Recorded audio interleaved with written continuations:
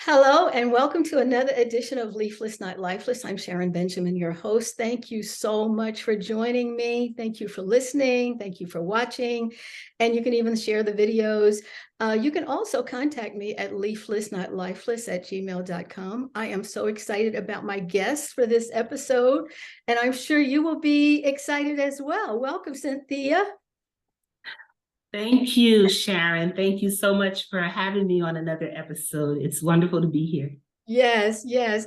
I have to make sure I'm pronouncing your name correctly because, all the years that I've known you, I think I've called you Sentheia. So Sentheia is her name, Sentheia McLeod. Thank you so much. Sentheia, we have so much to talk about. You have a whole volume of life to talk about. And, you are now an accomplished educator, and I can say accomplished educator, you're a choreographer, you are a minister, you are a mentor, and the list goes on and on. However, it didn't start that way. Why don't you tell us a little bit about yourself? Okay, well, thank you for all those wonderful accomplishments. And first, I would just, like to give God the honor and the praise because without him, I would not be where I am, obviously. So he gets the number one praise. Yes. But as you know, as a child, as I have shared, as a child, I grew up in an alcoholic family, quite dysfunctional, as any family is when there is substance abuse. But I grew up in an alcoholic family. Not only was my mother and father alcoholic, but it stemmed on to my grandparents, to my cousins, my aunts. So everyone in my circle pretty much had an alcohol issue. In the community that I lived in, it was the same thing because I grew up in the projects and they also had many people suffering from substance abuse and not only alcohol, but there was also drugs involved as well. So that's, pretty much how I grew up. So And how did you think about one day in the life of Sentheia as a child? Try to give us a picture of one day, any day, think of a day. Well, there's a day that I write about in my book, and I talk about how on any given morning, I would wake up to the sound of my mother's friends being in my house at 5 o'clock, 6 o'clock in the morning, well before I went to school. And they would be joyous sounds because these friends of hers would come ready to drink.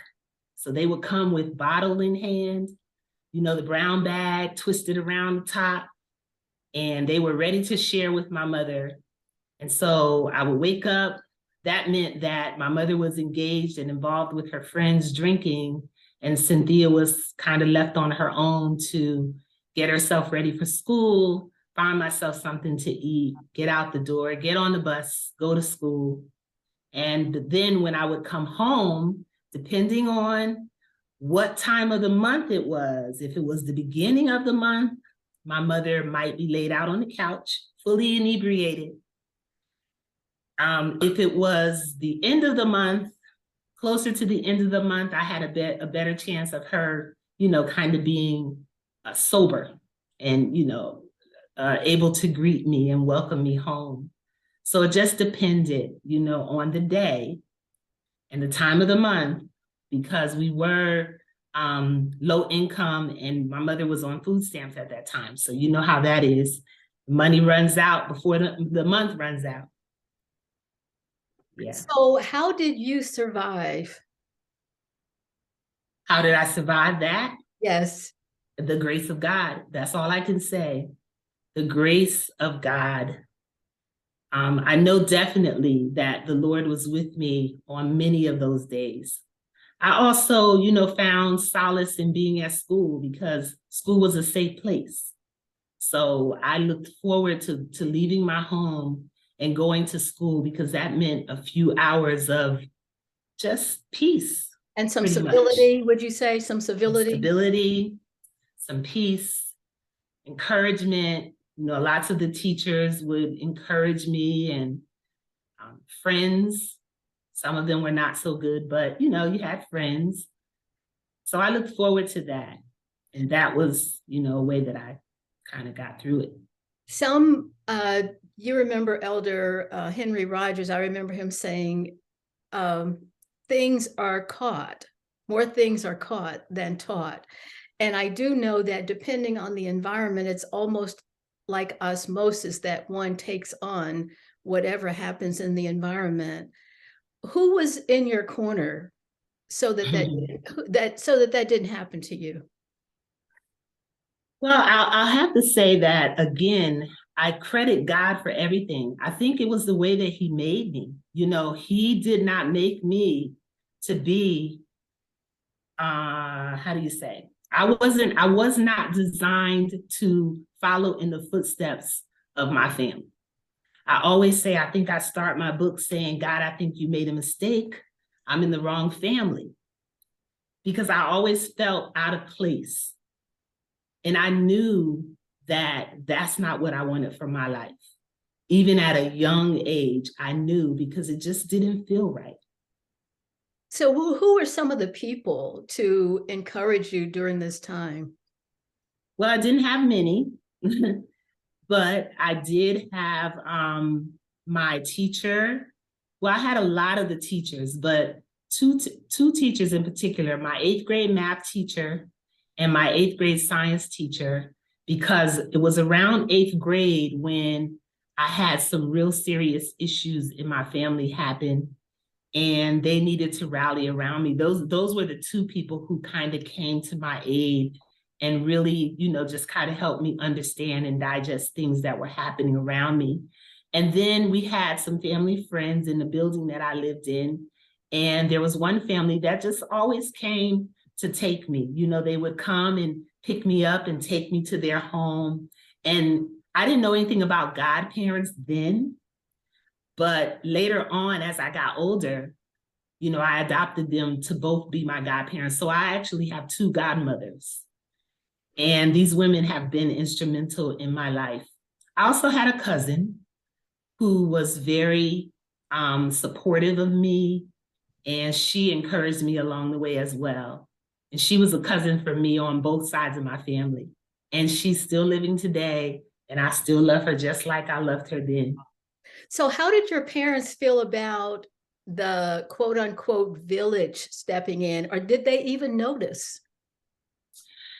Yes, my mother noticed, and I do believe my mother, she was not jealous or anything. I think my mother was appreciative of the support, because at the end of the day, even though my mother was an alcoholic, she still loved me. It wasn't that she didn't love me. And there were things that she wanted for me, just like any mother would want for their child. She wanted those things. She just had a problem. And that problem prevented her from being able to give me the things that she would have wanted me to have. So these women stepping into my life helped her. They helped her. And she never rejected the help that they gave. So we have some pictures to share. Let's go all the way back here. So you were in what grade? So the picture on my left, which is probably the other person's right, would that be right? On my left, yes. This one. That's a picture of me. I was probably about 8 years old there. And then the picture on the other side is me at high school. So that's one of my high school graduation pictures. Okay, all right. So at some point, you also, when you graduated from high school, where was your father at that time? When I graduated from high school, my father was living here in New Jersey. So my mother and I were living in Canton, Ohio. And she and I were there, and he was here. And my brother was here also. So when you, at graduation, were you at a loss for what you wanted to do, or what were you thinking at that time? of getting out of Canton, Ohio. Oh, yes, So that was college on your mind at the time? it was. It was because it was part of the plan for me to be able to leave Ohio. And my brother was very clever. He began speaking to my mother about helping me, come and live with him and go to school because he knew that he knew that there was something different about me too. He knew that there was, a drive, a motivation that I had. I was a straight A student. Even amongst all the issues that I was having, I still managed to keep my grades on top. So he knew, and he had already began speaking to me about going to school. And that was one of the parts of the plan to be able to come, that I would go to school here in New Jersey. And stepping back a bit, you also talked about a bus. What is it about that bus that impacted your life on a positive side? On the positive Yes, side. the Joy Bus. The Joy Bus was not an ordinary bus. It was a bus. It was a Christian movement, actually, that I found out later. I didn't know that as a child, but it was a part of a Christian movement. And they would send buses into the project communities to bring children to church. And so this bus would come every Sunday, and it would stop on a little corner, and all of my friends and we would get on this bus and go to church. And they would, take us across town to the church. And that's where I found Jesus. That's how I was introduced to the Lord.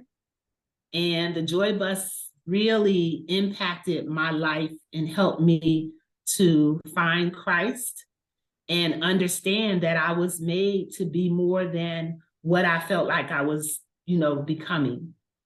And your brother and his wife, you say, in a sense, they kind of rescued you. Yeah. They, so the Joy Bus was in Ohio. That was where, that took place. And by the time I graduated from high school at 16. And by the time I graduated, I was ready to go immediately. So my brother had already worked out, all the plans. We had talked to my mom and got her mentally ready, for me to make this transition. And then when I, came over to New Jersey, I started to live with my brother, and that was pretty much how the rescue happened. He knew that I needed to get out of that environment if I was going to, grow and flourish and develop the way that I was supposed to. So you graduated from college, and you ended up along the way becoming a teacher at Cathedral, but it didn't happen just like that. No. Well, I was actually recommended for the position, and I always try to tell as many people as I know, and I'm pretty sure you know her. Her name is Sentheia McLeod. Yes. We call her Dee Dee. Uh-huh. And she was close friends with my brother and his wife. She was in her master's program, and I think I was just starting college, and she had 3 boys at that time, and she needed babysitter. So I was hired to be her babysitter, and she thought I was the best babysitter ever, So when the position came up at Cathedral, she knew I was graduating soon, and that was the field that I was studying. And she made the recommendation for me to come to the Cathedral to be the teacher there. And I did.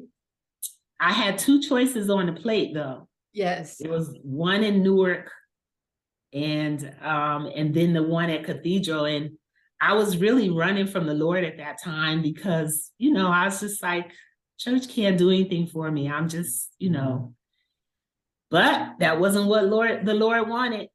He gave me a job and got me back in church and sold out for the Lord.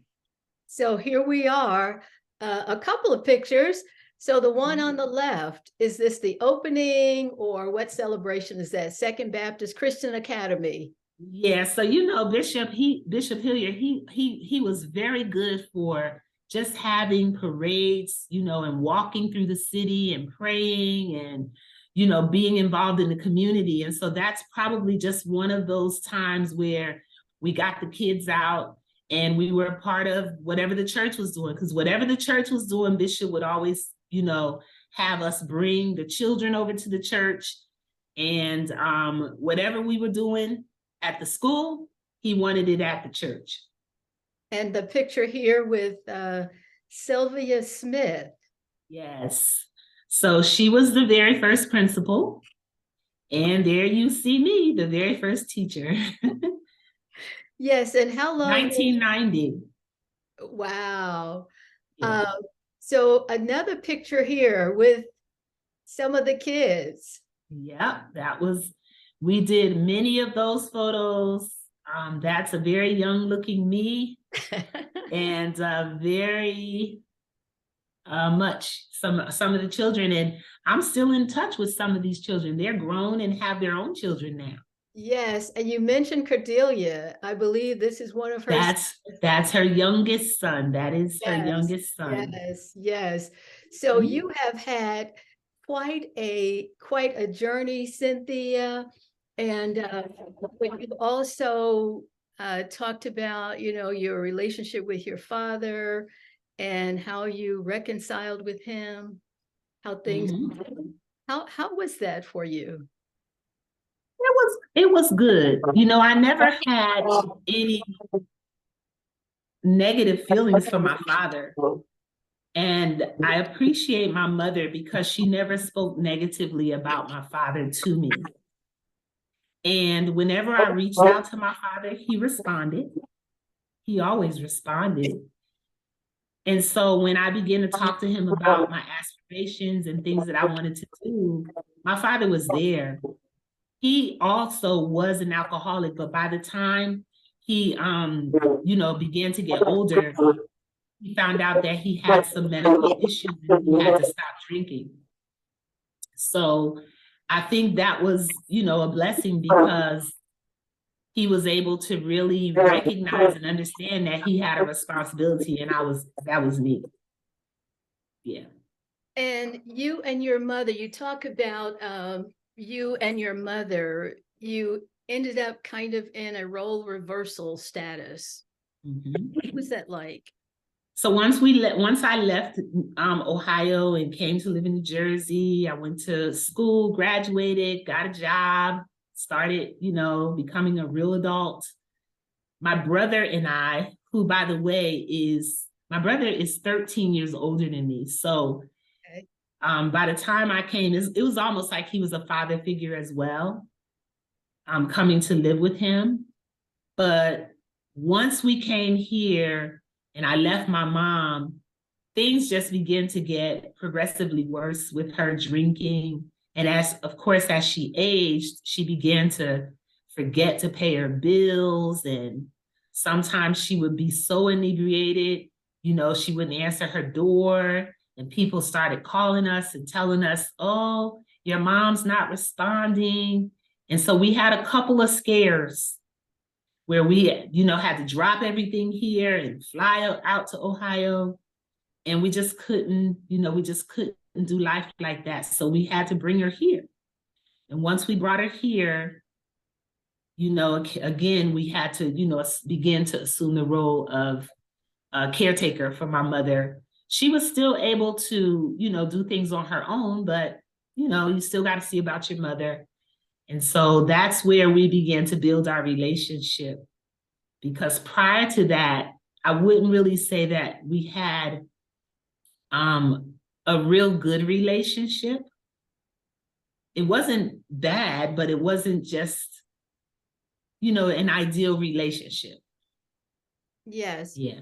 And this picture here of your taking care of your mom.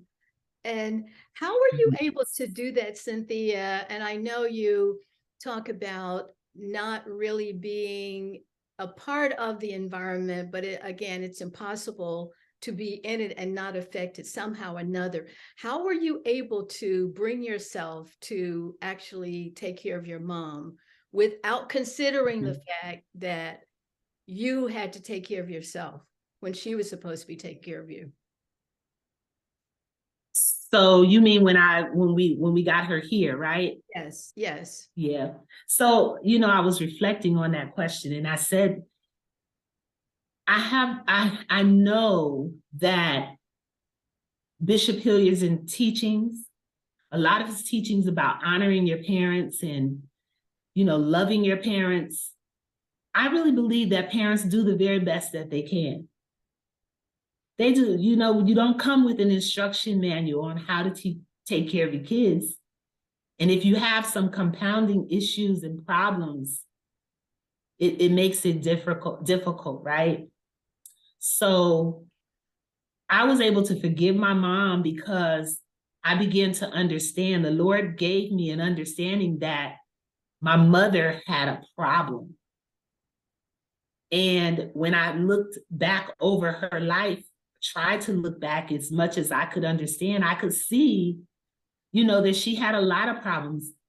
I shared with my brother because at the time, my brother is 13 years older than myself. So when he was young, my father and mother were together. They owned a home. They went to work every day. It was a functional, you could find some dysfunction in there a little bit. When I came along, I was born. It was 2 years after I was born. So around age 2, my mother and father separated. And that's when the drinking began. And I often had to tell my brother, we lived 2 different lives with my mother. Your life was, you had mom and dad. I just had mom. And I had mom who had all the problems of being, separated from her husband, tons of other relationships that just went down the drain, just so many differences. But I realized that my mother had a problem. She had these issues. And when I understood what alcohol does to a family, I knew it wasn't her heart. My mother loved me. She still gave me kisses. She hugged me from time to time. And my mother was never, ever abusive to me. She called me out of my name a few times. But again, it was the alcohol because my mother's heart was really pure as gold. So with that, I think the Lord helped me understand that. And I still had a love for my mother. And I think, and the teaching. Mm-hmm. And I think, Cynthia, something I've said, I believe that children, in spite of what they see in their parents, they still love their parents. They still love their parents and they want to be with their parents in spite of what? And you mentioned not having been abused, but there are children who are abused who still, and I think it's something that God puts in us to have that connection. I'm a part of you. I want to be with you. Yes. So that just goes and just solidifies what you said. So I mentioned earlier, you're a minister, choreographer, and teacher, educator, mentor, and the list goes on and on. So Cynthia, how do you help people to know and understand that one's beginning doesn't have to be one's ending? That's a very good question. So first, the Lord has given me a gift with young people. And I am an educator. And so I teach and I'm able to touch lives. And I know that those children that come into my classroom, they need those words of encouragement because one never knows what they've experienced the night before they've come in. And I'm a witness of that because I would go in every day with smiles on my face and nobody knew, except a few people, what Sintheia was going through as a child. So that's a starting place, a starting place that God has given me this sphere of influence where I am able to love and encourage kids and let them know and be real, right? So I share with my kids, listen, I grew up with a mom who drank alcohol. I let them know you got to be transparent with kids today. And you got to help them understand that just because you're in it doesn't mean that you have to be a part of it. You can move forward, you can move on, you can still do great things. I didn't really have a whole lot of people to tell me that. But again, the hand of God was on my life. And so that's kind of where I start now. And you use the dance ministry. Tell us about that. We have some wonderful pictures here. You can talk to us about it. Mm-hmm. And so here, what's the significance of your holding the globe? So this picture, first of all, I love it because the garment that you see me in was actually a gift to me from the ministry in Suriname. And it was where I was invited to minister to young people while I was there. So, and they gave me that garment. And then the photo was sent to me by one of my other leaders in the Eagles program that I'm a part of. And we were just having a processional, and I actually carried the globe, and we had no idea that it looked so nice with the garment. So, but yeah, that's the world. That's Sintheia holding the world. And that's in a moment of ministry.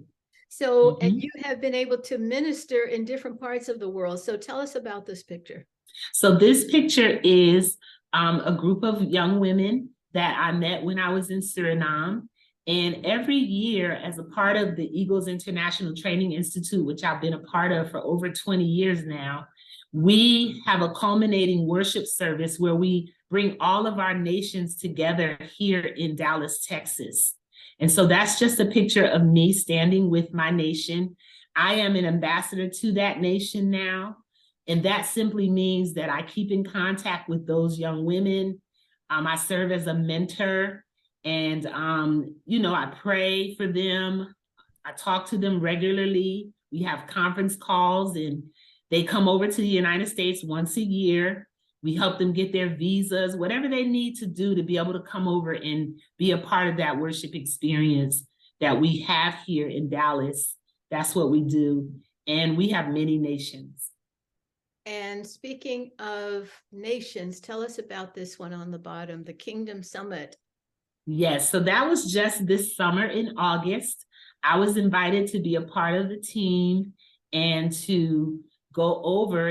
It actually ended up being a team of 8 of us.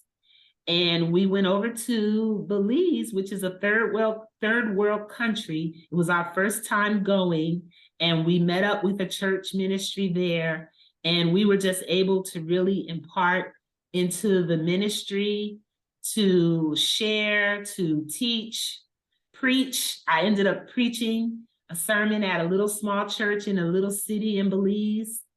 I taught dance while I was there.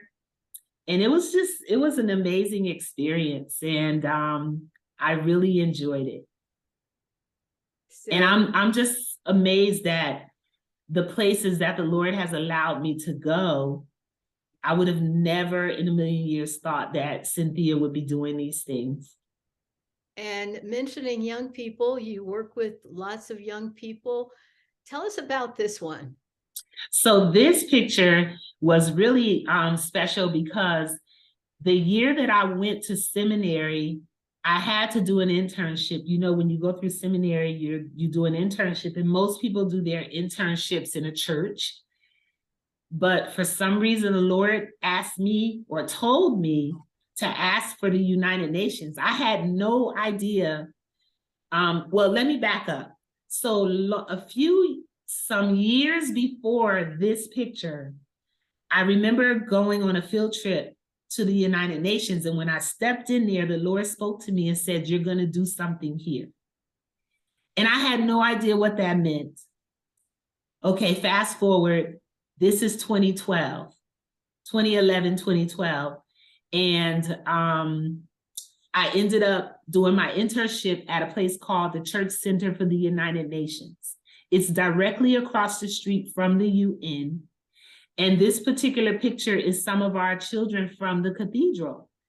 And they were the flag bearers for the International Day of Peace. Now, at the UN, every year in September, they have an International Day of Peace, and the Secretary of State does a speech in the garden, and they hold all 193 flags in that garden, and then they release a peace dove for the nations. Well, my children from the cathedral and my children from my classroom, I brought them all together for this event. They were the flag bearers for that particular experience on that particular day in September in 2012. That's amazing. And tell us about this one, another trip. Yes, this was the year, let's see, I think that was 2015. And we took about 8 or 9 young ladies from the dance ministry to England. So I had been, traveling, and I wanted to share this experience. It actually started with one of the young ladies, Corina. I don't know if you remember her, but I remember when she was 9 years old, she said to me, Minister Sintheia, the next time you travel, I want to go with you. So the next time I went to England, she went with me by herself. I took Corina with me. When I came back, she talked it up so much that we ended up taking 9 of the girls the next time. So that was an amazing experience. Yes. So we'll get to this one last, but tell us about this one. This is a part of the Belize trip that we did this summer. First we went to an elementary school, and we all got to, pour into those young children. I did a book bag drive, school supplies drive. So we took over about 50 to 80 book bags to give out to the young children. We had school supplies to give to them.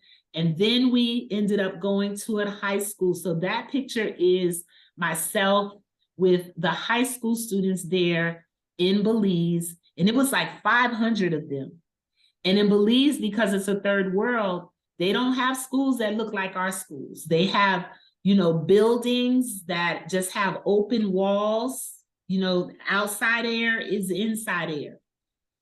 They don't have buildings and walls. So they literally stood outside with umbrellas because they didn't have an auditorium or, a place where they could come and hear us speak. And we had to stand, out as well. But the message was received. And I think they were blessed by the time we left them. And so give us a synopsis of this one. And this is just powerful worship and prayer happening.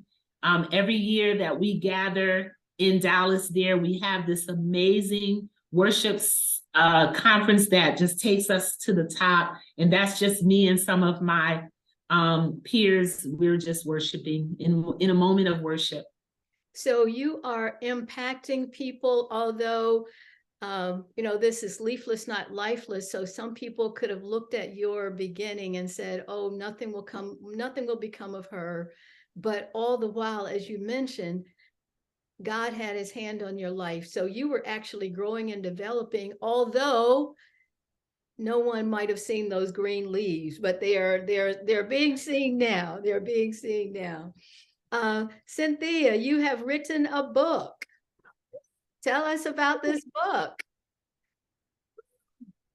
I'll have to say that this is one thing that brings a big smile to my face, and it makes my heart happy because God told me that I would write the book.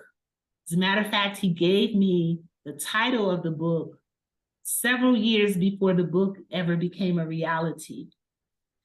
And when the opportunity came, it was during COVID. I wrote it in 2020, and it was published in the fall of 2021. When the opportunity came to write the book, I was very fearful to do it because I didn't want to hurt anybody. And with this topic and so many different things that happened, how do you tell the story without hurting people? That was my main concern. But people who read the book tell me, girl, you did it. You did it. You wrote the book, and it's honorable. Yes. It's an honorable book. Yes, So and I can attest to the fact that I don't think your mother or father or anyone else would feel slighted or any shade toward them because of the way you presented the information. only God. Yes. Well, Cynthia, why don't you let us know how to get in touch with you, anything else that's coming up, where you're going to be dancing, where you're going to be mentoring, any countries you're going to be visiting anytime soon, what's going on? Yes, so thank you. So I do have a website. My website is www.senttodance.com. That is my website. So you can go there and you can see some of the pictures. Again, my book was released in 2021. And so right now, I'm just really trying to continue getting the word out about my book. I want more people to read it. And the Lord has really laid upon my heart to really, help bring this situation about alcohol to the surface. I don't think it's talked about a lot, and I'm not sure of that reason, but I know that there's many children who, have to wake up and experience, living with parents who are suffering from that terrible, uh, you know, terrible, what do you call it? Well, Just alcoholism. yes, yeah. Yeah. Yes. And so I want to get, I want people to become aware. I want to somehow be able to encourage young people. That's one of my goals. I don't really know how to do that yet with the book, but I'm sure the Lord will lead me. As the more I talk about the book, He will put me in the places in front of the right people that will be able to help me to do that. So that's one of my goals. My book is in a few countries. So wherever I've gone so far, I've taken a book, and it rests in Suriname right now. It rests in Belize. It rests in a couple of places. In England, it rests, and I'm just grateful for that. I'm grateful for that. And I'm grateful that you joined me here on Leafless, Not Lifeless. Thank you so much for sharing. And I'm sure that the viewers and listeners will be encouraged. Again, thank you for listening and being with me. I'm Sharon Benjamin, Leafless, Not Lifeless. Contact me at leaflessnotlifeless@gmail.com. Sinthea, again, thank you so much for being with me on this episode. I am just excited about what's going on and what's happening in your life. Keep going, keep encouraging, keep pushing, keep working with those young people. Thank you so Thank you. much for being here. Thank you so much. Bye-bye. Bye.